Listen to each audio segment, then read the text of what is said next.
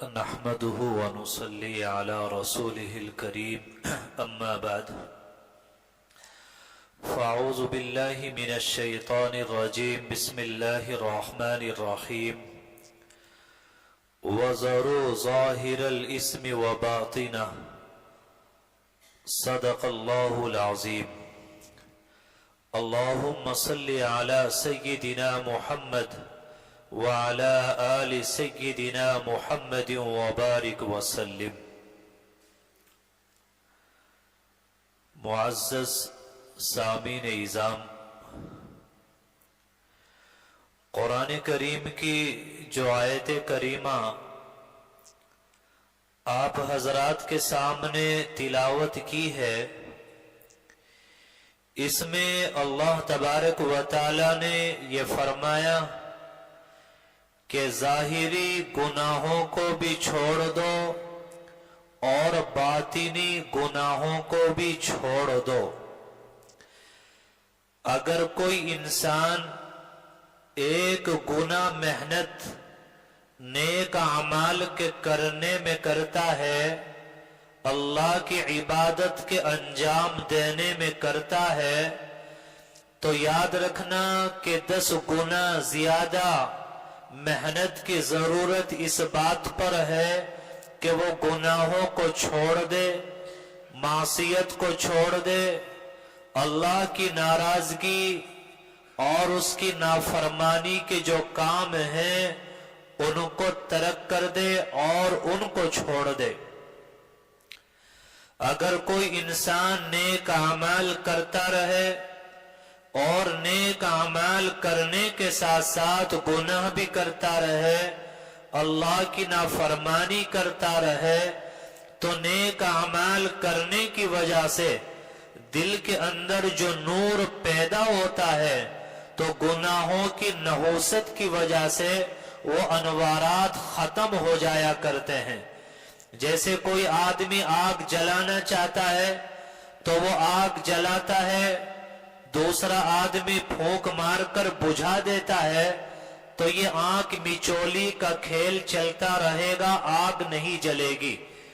اسی طریقے سے اگر ہم لوگ نیک اعمال کرتے رہیں، ساتھ ساتھ گناہ کرتے رہیں، تو نیک اعمال کرنے کی وجہ سے دلوں کے اندر جو اللہ کے عشق اور محبت کی آگ لگے گی، گناہ کی وجہ سے وہ آگ بجھتی رہے گی، آنکھ میچولی کا یہ کھیل چلتا رہے گا، اور انسان اللہ کی محبت میں اور اللہ تعالی کی عظمت میں اور روحانیت کے حاصل کرنے میں ترقی نہیں کر پائے گا۔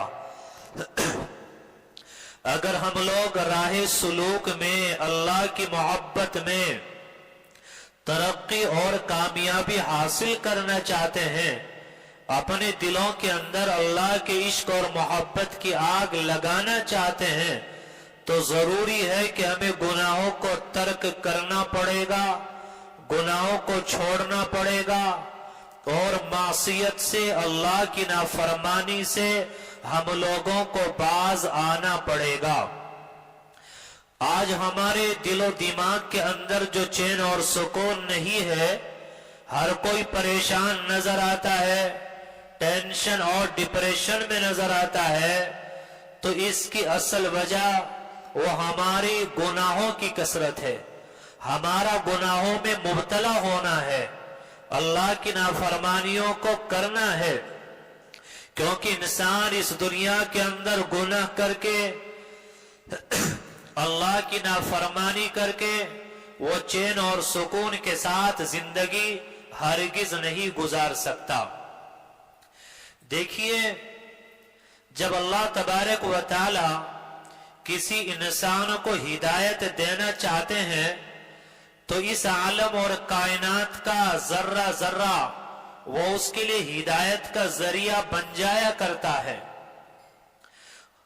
وہ جانوروں سے بھی سبق لیتا ہے، پرندوں سے بھی سبق اور عبرت حاصل کر لیتا ہے، اور جس کو ہدایت ملنا نہیں ہوتی اس کے سامنے آپ قرآن کو پیش کریں، احادیث کو پیش کریں، آپ اس کے سامنے دلائل کے انبار لگا دیں لیکن اس کو عبرت حاصل نہیں ہوتی اور اس کو ہرگز سبق حاصل نہیں ہوا کرتا۔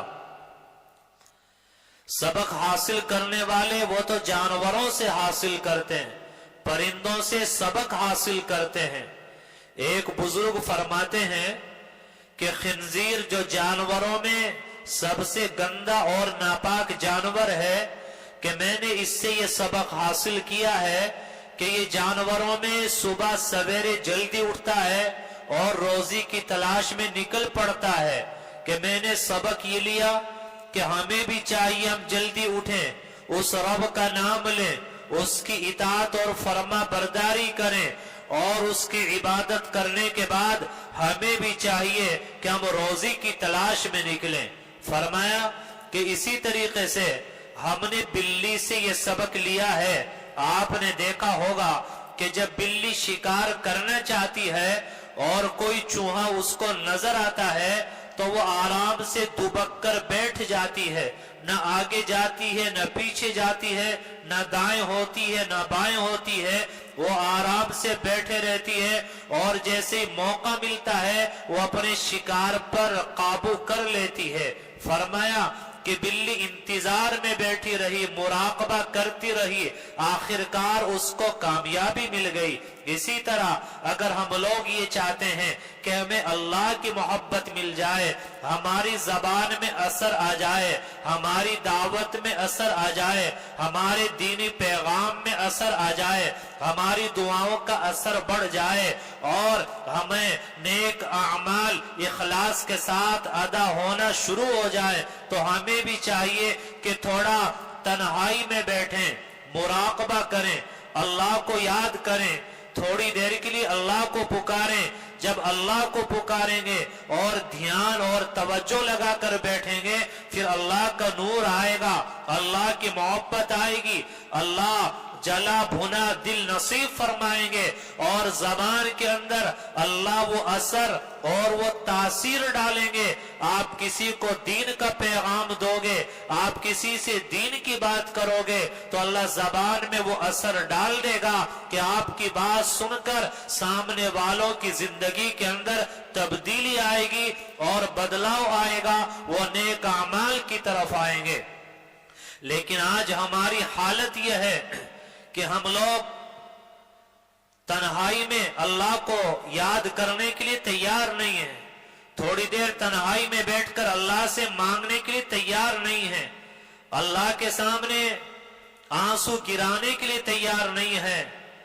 میرے بھائیوں، اگر کنویں سے پانی نکالا جائے اور نیچے سے پانی نہ آئے تو کنویں کے اندر جو پانی ہے وہ تو ختم ہو جائے گا، پھر نیچے جو کیچڑ ہے وہ نکل کر آئے گا۔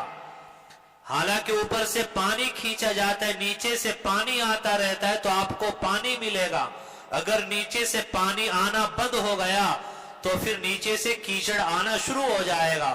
فرمایا اسی طرح کہ ہم بھی اللہ کی محبت کو حاصل کریں، اپنے دل کے اندر اللہ کی عشق اور محبت کی آگ لگائیں، پھر یہ پیغام آگے پہنچائے، پیغام دیتے رہے، دعوت دیتے رہے، اللہ کا پیغام پہنچاتے رہے، اور اپنے آپ سے غافل ہو گئے تو اپنے اندر پھر کیچڑ بچے گا، ہم خالی رہ جائیں گے۔ تو اللہ سے مانگیں، تنہائی میں بیٹھیں، اللہ کی طرف متوجہ ہو کر بیٹھیں، تھوڑا مراقبہ کریں، اپنے دل کے اندر نور پیدا کریں، پھر آپ نکلیں، آپ لوگوں کو اللہ کی طرف بلائیں، برائی سے بچنے کے لیے کہیں، نیک اعمال کی طرف آپ بلائیں، نیک اعمال کی آپ دعوت دیں، تو زبان کے اندر اثر بھی آئے گا اور ہمیں بھی فائدہ ہوگا اور سامنے والوں کو بھی اس سے بڑا فائدہ ہو جائے گا۔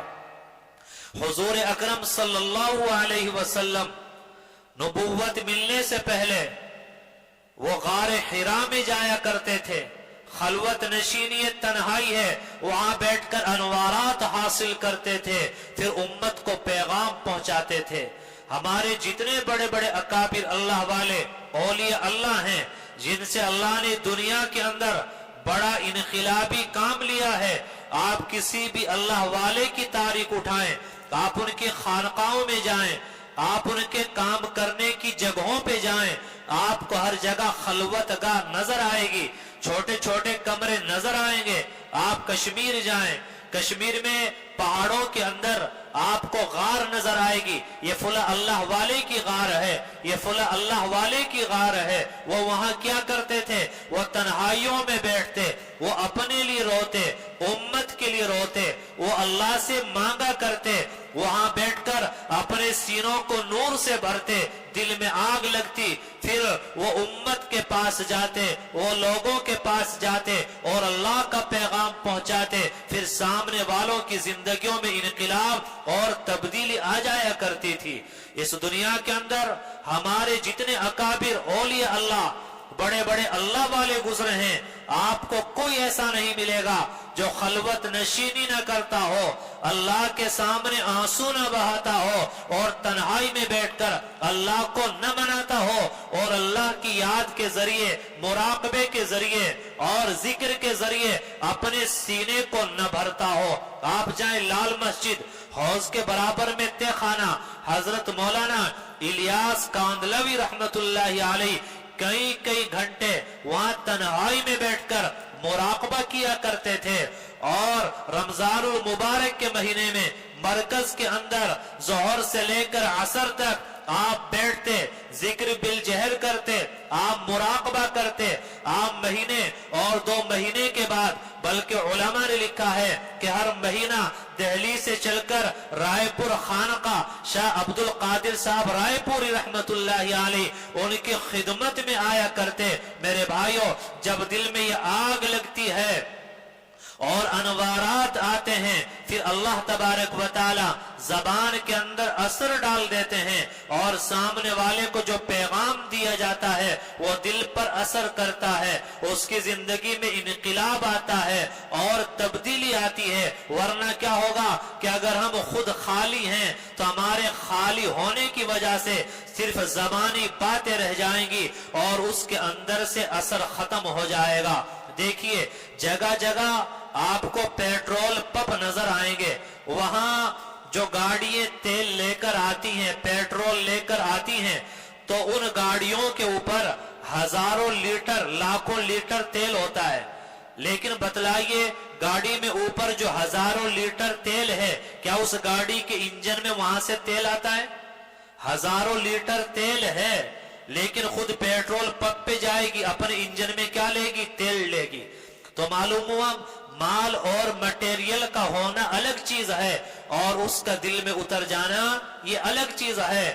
آج زبانوں پر باتیں ہیں لیکن دل ہمارے بالکل خالی ہیں، یہی وجہ ہے، محنتیں ہیں، کوششیں ہیں، بیانات ہیں، تقریریں ہیں، لیکن اثرات نہیں ہیں۔ تو میرے بھائیوں، ضرورت اس بات کی کہ ہم گناہوں کو چھوڑیں، اللہ کی نافرمانیوں کو چھوڑیں، کیونکہ ہمارے گناہ کرنے کی وجہ سے، اللہ کی نافرمانیاں کرنے کی وجہ سے دلوں کے اندر جو انوارات آ رہے ہیں وہ گناہوں کی وجہ سے سارے کے سارے انوارات ہمارے ختم ہوتے چلے جا رہے ہیں۔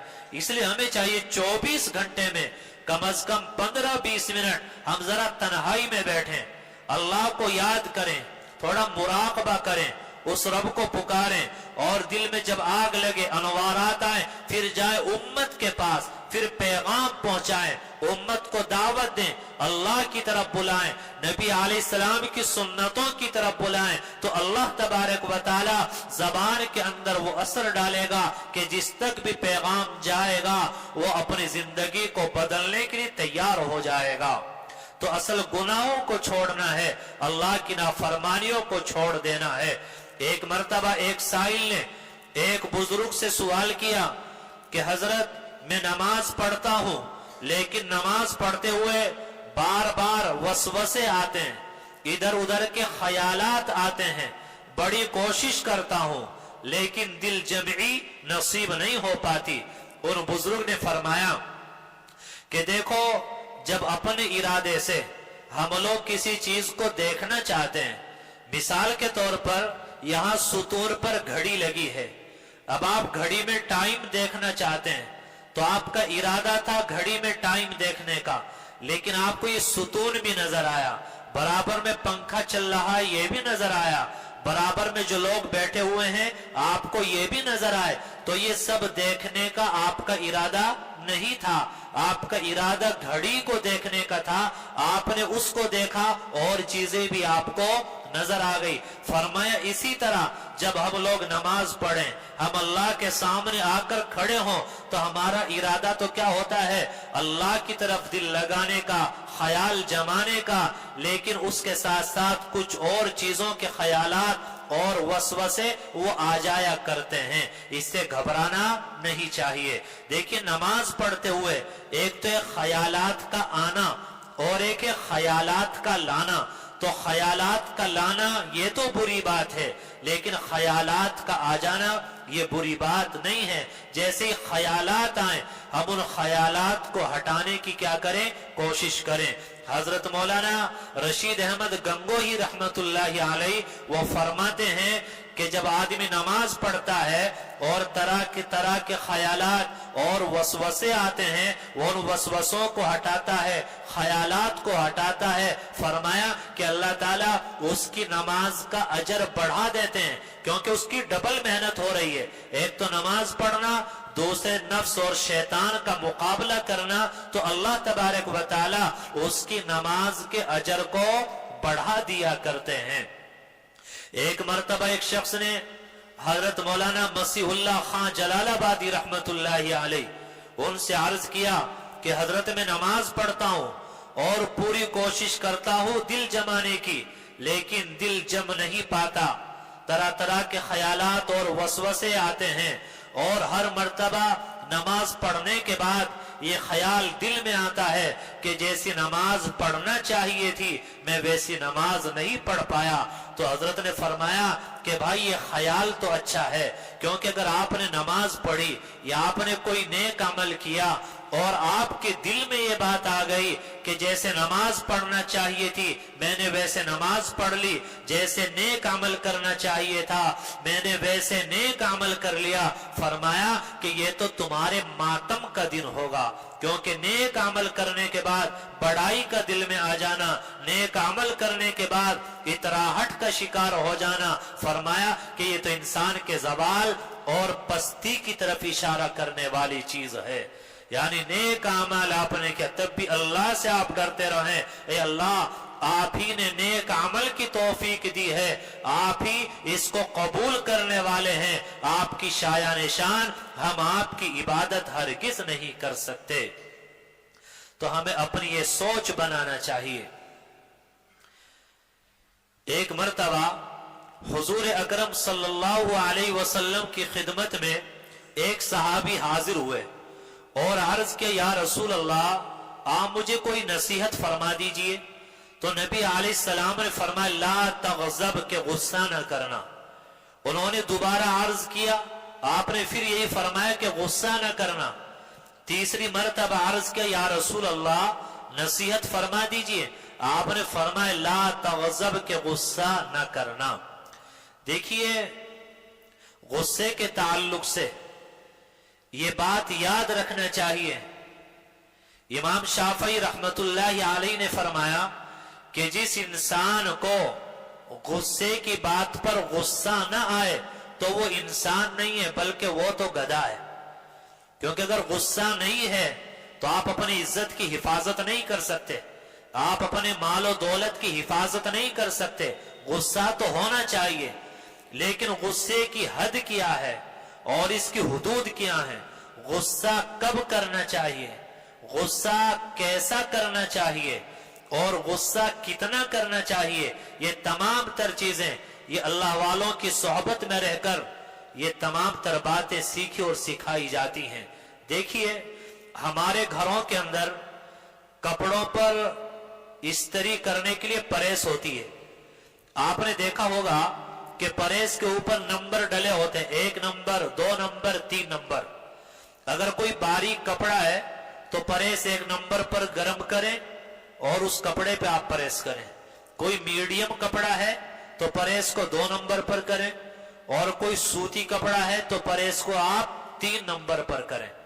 اگر باریک کپڑا تھا اور آپ نے 3 نمبر پریس کی تو کپڑا جل جائے گا، کپڑا اگر موٹا ہے एक नंबर आपने परहेज की तो कपड़े पर परहेज नहीं हो पाएगी, तो जैसा कपड़ा है उसी नंबर पर आपको परहेज करना पड़ेगी।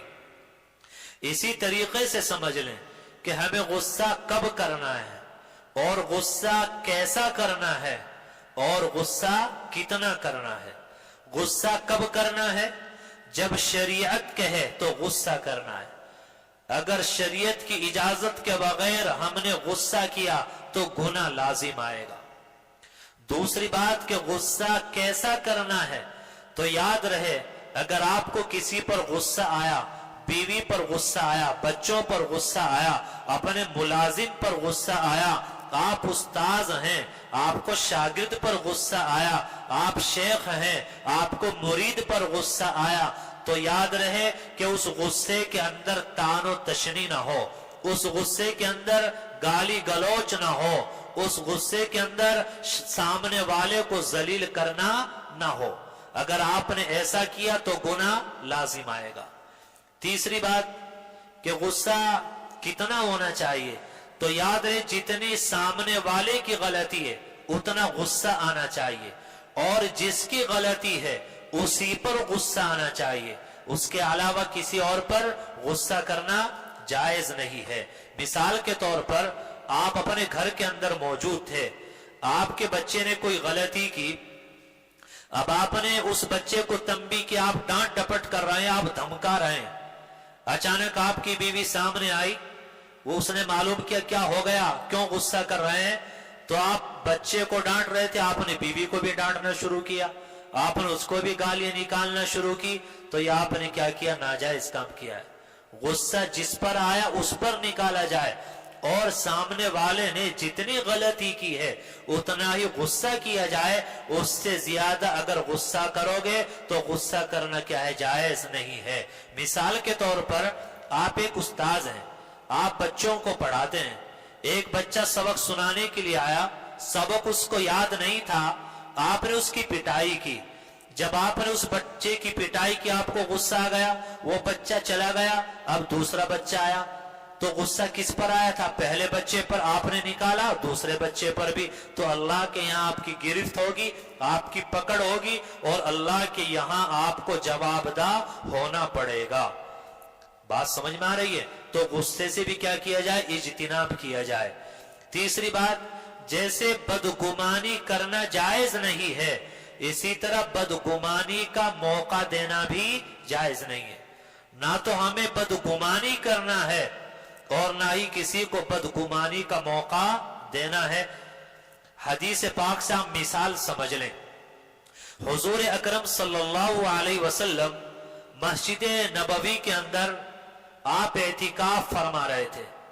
आपकी बीवी हजरत सफिया किसी काम की वजह से तशरीफ लाई, तो नबी अलैहिस्सलाम उनको रुखसत करने के लिए गए, दरवाजे तक आप पहुंचे, तो दरवाजे पर खड़े होकर आप उनसे बातें कर रहे थे, वो पर्दा किए हुए थी, तो वहां से दो सहाबी गुजरे।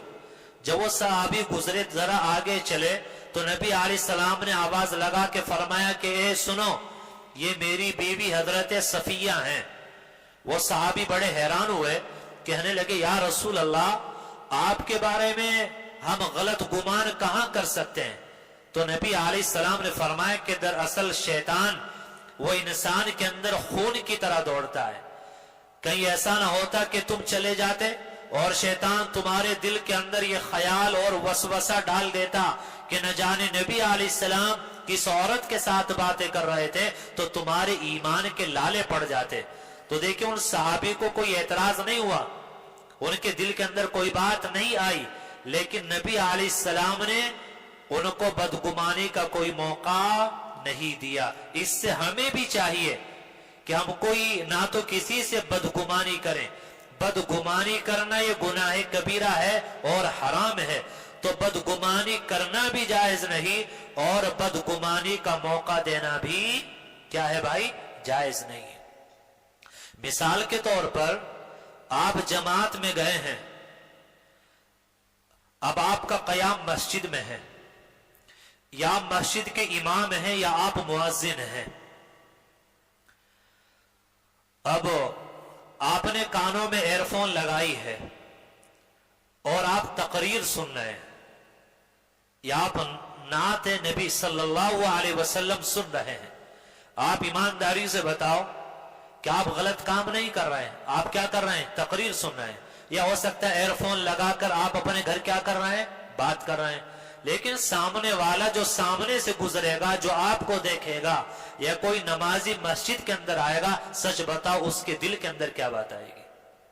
جی بھائی، وہ کیا سوچے گا؟ شاید گانا سن رہے ہیں. تو یہ بدگمانی کا موقع کس نے دیا؟ یہ بدگمانی کا موقع آپ نے دیا ہے. تو جیسے بدگمانی کرنا جائز نہیں، بدگمانی کا موقع دینا بھی جائز نہیں. ان چیزوں سے بھی اپنے آپ کو بچانا چاہیے. آپ سفر کر رہے ہیں، کانوں میں آپ نے ایئر فون لگائے ہوئے ہیں، اب جو سامنے والا دیکھے گا وہ دیکھ کر کیا سوچے گا؟ کہ شاید آپ کیا کر رہے ہیں؟ فلم دیکھ رہے ہیں. شاید آپ کیا کر رہے ہیں؟ گانا آپ سن رہے ہیں. یا آپ مسجد کے حجرے میں آپ بیٹھے ہیں، آپ نے موبائل پر تقریر چلائی. آج کل ہوتا کیا ہے کہ آپ نے تقریر چلائی ہے، نعت چلائی ہے، تو درمیان میں بعض مرتبہ ایڈورٹائز آ جاتا ہے. تو تقریر چل رہی تھی، اچانک ایڈورٹائز آیا، کوئی گانا بجنے لگا، کوئی سانگ بجنے لگا. اچانک کوئی آدمی آپ سے ملنے کے لیے آیا، تو جیسے وہ ملنے کے لیے آیا، پہلے سے آپ تقریر سن رہے تھے، اچانک کیا چلنے لگا؟ سانگ، گانا بجنے لگا. تو جو آدمی اندر آیا ہے وہ کیا سوچے گا؟ کہ بھائی شاید یہ کیا کر رہے ہیں؟ یہاں پر گانا سن رہے ہیں، یہ یہاں پر فلم دیکھ رہے ہیں. تو جیسے بدگمانی کرنا جائز نہیں، بدگمانی کا موقع دینا بھی جائز نہیں. ان چیزوں سے بھی اپنے آپ کو بچانا چاہیے. آخر میں یہ بات سمجھ لیں کہ دیکھیے، جیسے سانپ زہریلا ہوتا ہے تو گناہ بھی اسی طرح زہریلی چیز ہے. اور علماء حیوانات نے لکھا ہے کہ سانپ جتنا زیادہ زہریلا ہوتا ہے اتنا ہی زیادہ خوبصورت ہوتا ہے. علماء حیوانات لکھتے ہیں کہ جو سانپ جتنا زیادہ خوبصورت ہوگا اتنا ہی زیادہ زہریلا ہوگا. تو یاد رکھنا، اگر سانپ کسی کو ڈس جائے تو اس کی جسمانی موت ہو جاتی ہے، تو گناہ بھی خوبصورت ہوتے ہیں. موبائل پر گانا سننا اچھا لگتا ہے، فلم و ناٹک دیکھنا اچھا لگتا ہے، نظر خراب کرنا اچھا لگتا ہے، غیبتیں کرنا اچھا لگتا ہے، اللہ کی نافرمانی کرنا اچھا لگتا ہے. تو جیسے سانپ خوبصورت لگتا ہے لیکن زہریلا ہوتا ہے، تو یہ گناہ اچھے لگتے ہیں لیکن یہ بھی بڑے کیا ہوتے ہیں؟ زہریلے ہوتے ہیں. سانپ ڈسے گا تو جسمانی موت ہو جائے گی، انسان گناہ کرے گا تو روحانی موت ہو جائے گی. آج ہم لوگ گناہوں سے اپنے آپ کو بچا نہیں پاتے. رمضان المبارک کا مہینہ ابھی گزرا، انوارات کی بارش، رحمتوں کی بارش، اور سینے بھرے بھرے لگتے تھے. آج پھر سینے خالی نظر آ رہے ہیں، کیونکہ رمضان گئے اللہ سے غافل ہو گئے، رمضان گئے مسجدوں سے غافل ہو گئے، نیک اعمال کو چھوڑ دیا، اور پھر پہلے کی طرح ہم لوگ گناہوں کے اندر اسی طریقے سے مبتلا ہو گئے. میرے بھائیو، ایک جانور بھی اپنے نقصان کو سمجھتا ہے، لیکن آج ایک مومن اپنے نقصان کو نہیں سمجھتا. آپ گاڑی سے، بائک سے آپ سفر کر رہے ہیں، یا آپ گاڑی سے سفر کر رہے ہیں، آپ جا رہے ہیں، راستے میں کوئی کتا بیٹھا ہے، بلی بیٹھی ہے، سچ بتاؤ جب آپ آئے گی وہ کتا بیٹھا رہے گا یا اٹھ جائے گا؟ کیونکہ وہ اپنے نقصان کو سمجھتا ہے، اگر بیٹھا رہا تو چوٹ آ جائے گی، وہ کتا بھی وہاں سے اٹھ جاتا ہے. لیکن ہم لوگوں کی حالت ہی ہمیں پتا ہے کہ گناہ کرنے سے اللہ ناراض ہو جائے گا، گناہ کرنے سے کاروبار کی برکت ختم ہو جائے گی، اور گناہ کرنے سے اگر ہم نے معافی نہ مانگی جہنم میں جلنا پڑے گا. تو نقصان کو جانتے ہیں، لیکن نقصان کے جاننے کے باوجود ہم اپنے آپ کو اس نقصان سے بچا نہیں پاتے. تو اصل ان چیزوں سے اپنے آپ کو بچانے کی ضرورت ہے. مولانا رومی رحمت اللہ علیہ نے ایک واقعہ ذکر کیا ہے. فرماتے ہیں کہ دو چور چوری کرنے کے لیے ایک گھر کے اندر داخل ہوئے. اس زمانے میں ماچس، آگ جلانے کے یہ انتظامات نہیں ہوتے تھے. فرماتے ہیں کہ پتھر کو پتھر پر رگڑ کر آگ جلائی جاتی تھی. تو فرماتے ہیں کہ دونوں چور جب گھر کے اندر داخل ہوئے تو انہوں نے آپس میں مشورہ کیا کہ دیکھو، اگر مالک اٹھ گیا، مالک بیدار ہو گیا تو मालिक उठते ही क्या करेगा, पत्थर को पत्थर पर रगड़ कर आग जलाएगा। तो जैसे वो पत्थर को पत्थर पर रगड़े आग जले, फौरन उस आग की जगह पर उंगली रख देना, वह क्या हो जाएगी, बुझ जाएगी। चुनांचे चोर चोरी करने लगा, शोर हुआ, मालिक उठा, मालिक ने उठकर पत्थर को पत्थर पर रगड़कर आग जलाना चाहिए, जैसे आग जलने को होती वो फौरन वहां पर उंगली लगा देता, आग बुझ जाती। चोर ने सारे सामान को समेटा और समेट कर चला गया। मौलाना रूबी रहमतुल्लाहि अलैह ये वाकया सुनाकर ये बात बताना चाहते हैं कि इसी तरह बाज सालिक होते हैं। सालिक का मतलब कि वो लोग जो अल्लाह की मोहब्बत हासिल करना चाहते हैं, रूहानियत हासिल करना चाहते हैं, जो अल्लाह वाले बनना चाहते हैं, तो उनकी हालत भी यही होती है कि उन्होंने कुरान की तिलावत की, अब अल्लाह के इश्क और मोहब्बत की आग दिल में जलने लगी, शैतान ने वहां पर उंगली लगा दी।